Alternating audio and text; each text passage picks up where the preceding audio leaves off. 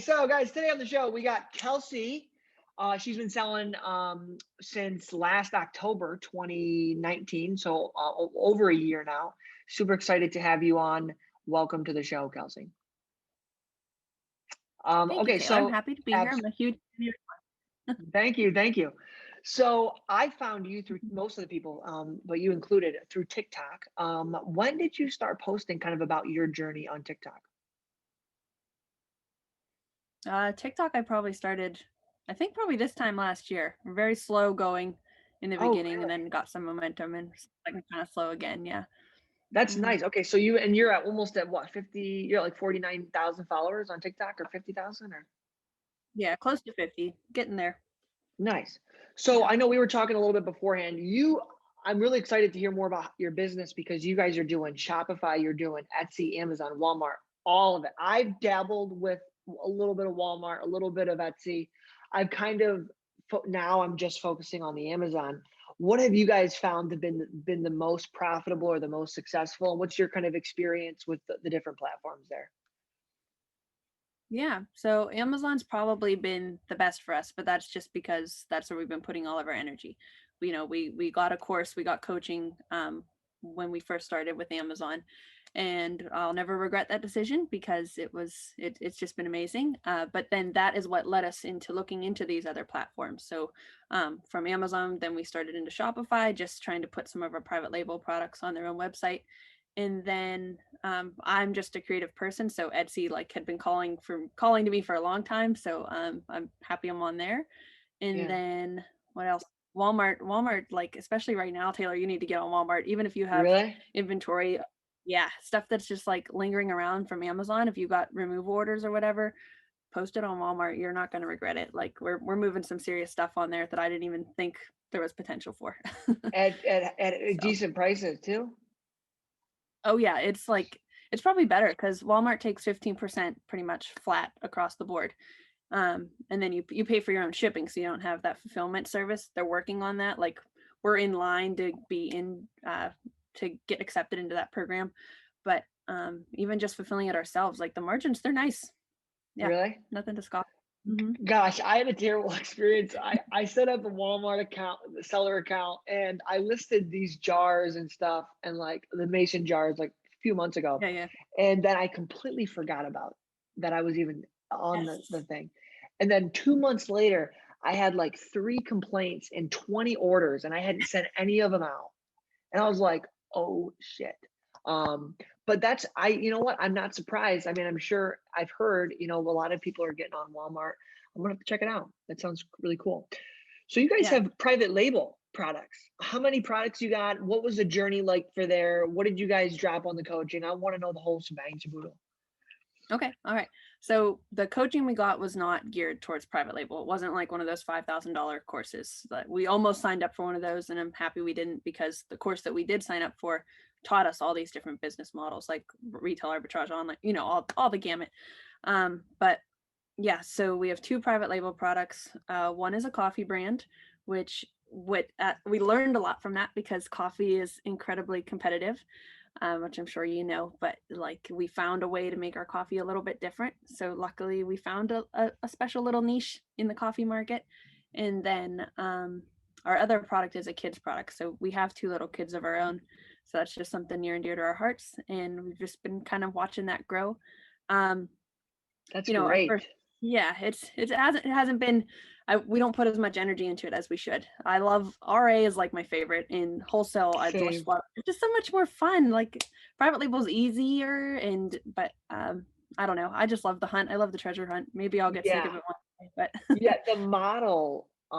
the business model of private label is so easy. Like now, Mhm. I'm like once you have that set up, you just call. You're like, hey, can you send me 200 more? Boom, it's done. Yeah, Whereas RA, the sourcing, the whole process is way more in depth and hands on.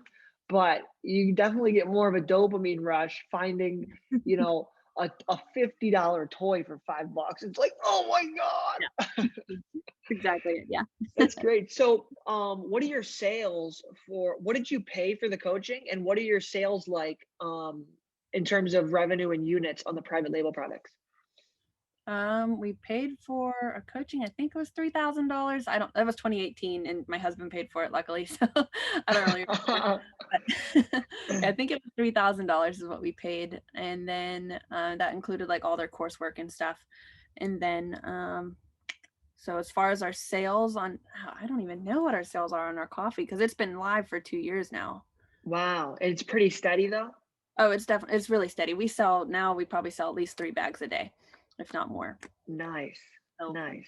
for coffee, I mean, I'm not disappointed. Yeah, that feels good, doesn't it? Like, Oh to yeah. see that coming in. And what about the kids' toys? How is that doing? The kids' toys we just launched like 2 or 3 months ago. So it's still like in the launch phase, but right now we're selling probably about 1 a day. I imagine it'll do better for Christmas coming up here. So we're already Yeah. seeing it increase a little. Are you guys running some PPC? Yeah. Yeah. Okay. And that I outsource. I just prefer to outsource that stuff because I have someone I can trust for it and he does a great job. He gets, That's awesome. to Pakistan, so he's affordable. So Oh, yeah. is it a virtual assistant? Yes. Mm-hmm. Oh, nice, nice. Okay. I'm gonna check that out. I do it myself. Have you ever, okay, I was gonna ask you a question about PPC, but you wouldn't know because you outsource it, so never mind. I know a little Okay. bit, but probably not I enough was to gonna have. say because I've launched campaigns recently where I launch a campaign and then it's not getting any traction. There's no spend. I don't know if it's my bid isn't high enough. I'm not sure what it is I there. think that's, I mean, like cause my guy does a review with me every week and we've had that happen before. And that's what he says it is that he's like, you got to increase your bid. It's just cause you're not getting seen. So Okay. try it. Perfect. Good to know. Sweet. So you guys spent 3 grand on this coaching. It seems like it's working for you. Yeah. What did they go over? And for any newbies on here, maybe you can speak a little bit to what your advice is for some people just getting started. Like, would you recommend coaching? Do you think you can figure it out on their own? Maybe just provide some context for people. Yeah. So we were really happy with the coaching that we went with. But in the end, it doesn't matter what kind of coach you get, how much you spend. Like if I would have got a $7,000 coach, it wouldn't have mattered depending on how much me and Steve were willing to work for it. Like it's up to the student to do well. Um, so I credit us a lot to our success, and our coach helped in the essence of like we avoided a lot of huge beginner mistakes. So Yeah. jumping into private label when we had no idea how Amazon worked, that could have been a big error for us, because we probably would have just picked a private label product that we enjoyed. But I'm glad that we started with RA and just kind of went slow and into the, learning it that way and then expanding into wholesale. Wholesale has been a total game changer. So that coach walked us through wholesale because that was their primary business model. But really the coach just served as one to avoid beginner mistakes and then just to encourage us and hold us accountable. That was probably the main thing benefit of the coaching. Yeah.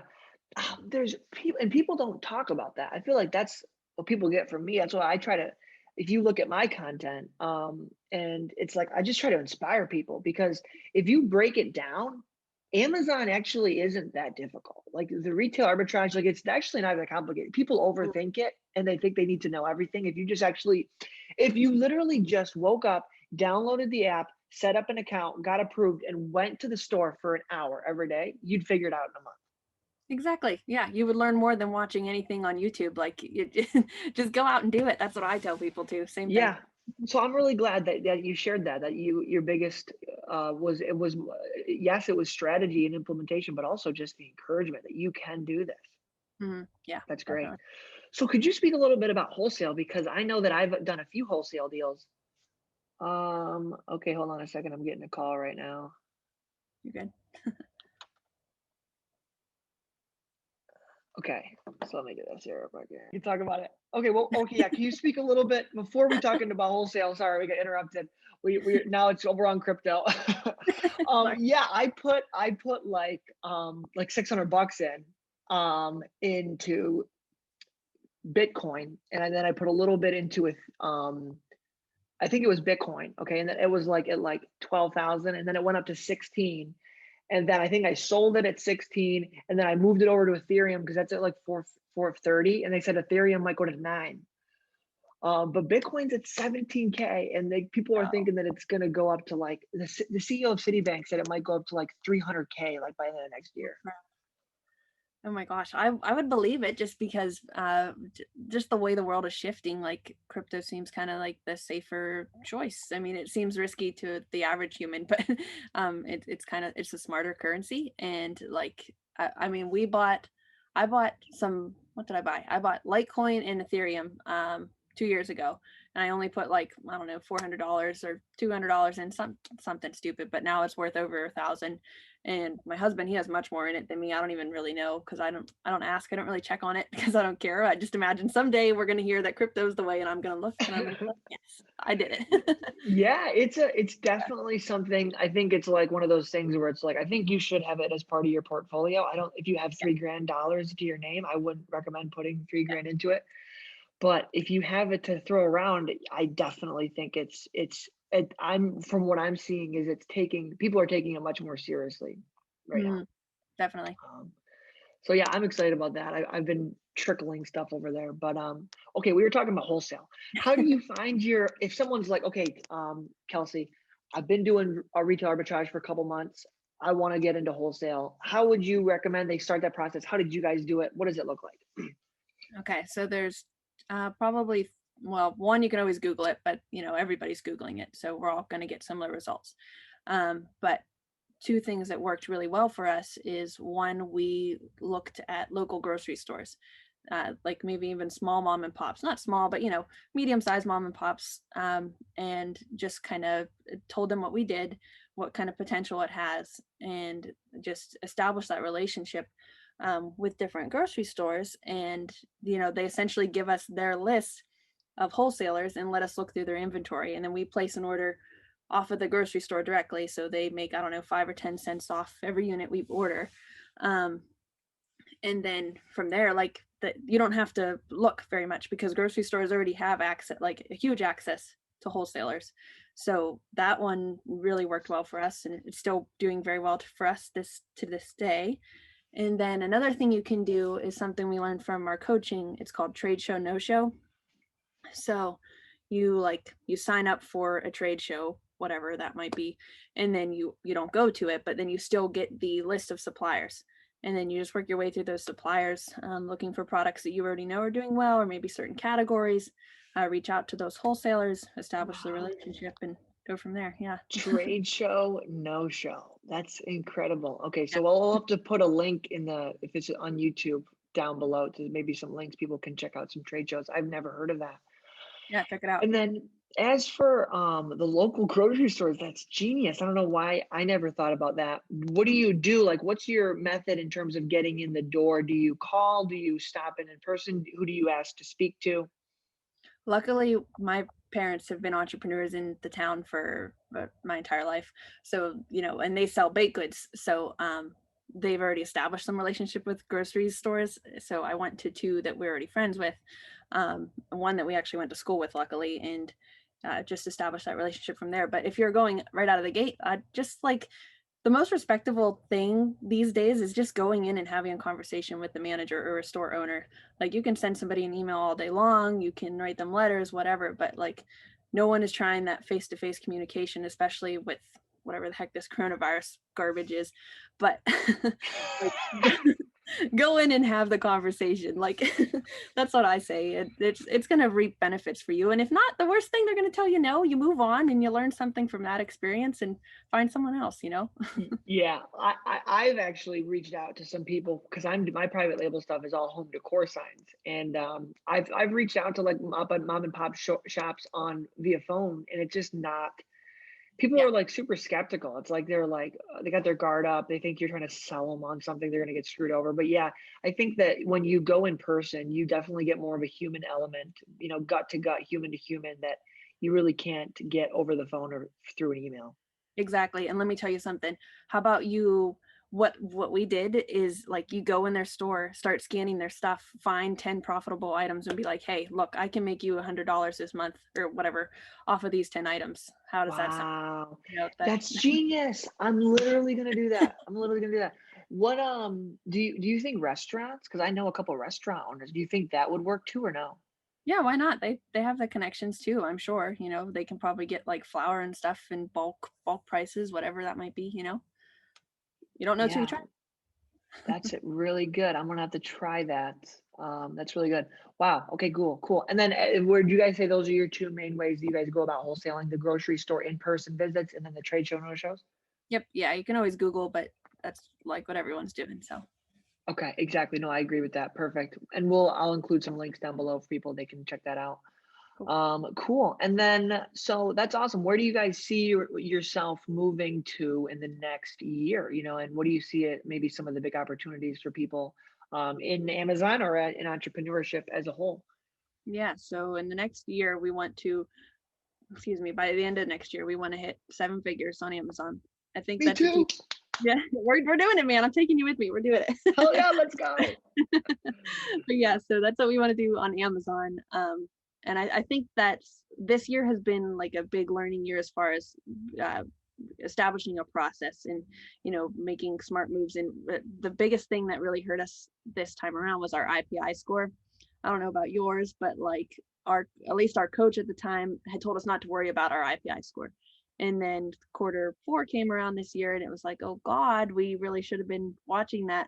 So ours is like, it's like 490 something. It's just short of 500. So that really hurt us. So now we're like trying to figure out how to do merchant fulfilling primarily for this quarter. Sorry, I got super sidetracked there, but No, that's okay. So, yeah. wow. So that hurt you. What's the biggest things people should watch out for to keep their IPI score in check? So from what we've learned from just the different Facebook groups we're in, it sounds like in-stock rate is or no, not in-stock rate, sell-through. Your Sell FBA through. sell-through rate is the one that holds the most weight. But that's not even like we're in good standing for that one right now. The one that's giving us the most trouble is our in-stock rate because of our wholesale products. Like they're moving fast, and like by the time we get them shipped in, especially right now, like a lot of our stuff isn't due to be in stock until January. So it's like hurting us in that regard. So wait a second, you're telling me that if you have a product that's selling really, really fast and you can't keep it in stock, Amazon dings you for your IPI score for that? Mm-hmm. Yep, that's your in stock rate. Yeah, check it out. You might want to look at that. Wow, Yeah. that's incredible. That's Mhm. really interesting. Okay, cool. So, I mean, in terms of my private label products, I've actually done really, really good. Like I've been keeping them in stock really good. Good. And then most of like my retail stuff, it's like I'll make a listing, I'll send it in, and then it sells through. I delete the listing. You know what I'm Yep, saying? that's delete the listing. That is what I wish we would have known. That Oh, you have to delete yeah. the listing. Yeah, I didn't know deleting it that. is good. If you close it, then it still kind of hurts your score. But if you delete it, then you can always add it back in. I don't know what the big deal is when people are worried about deleting, but just delete it so it doesn't hurt your score. I didn't know that hurt your score. It's amazing. You learn something new every Yeah, right. time around. Yeah, That's great. yeah, Okay, cool. So then I'm guessing your biggest thing that you guys noticed with your business is that for the IPI, they didn't let you send in so many units. Is that what it is? yeah. So like last year we had that hustle and grind of finding all the hot toys at Ollie's or wherever the heck, and then we couldn't do that this year. We had to rethink, and it's okay. I'm not. I shouldn't even because I'm happy this happened because we've learned so much from it. It's pushed us to go to Walmart. It's pushed us to work more on eBay and Etsy, and like now this time next year we're gonna have Walmart doing really well. We're gonna have Amazon doing really well, and hopefully the other streams. So I'm happy. It's Yeah. a blessing in disguise. So Yeah. Would you recommend people that to go across platforms, or do you think it's better to zone in on one or? I mean, I just like your investments, like you want to diversify as much as you can.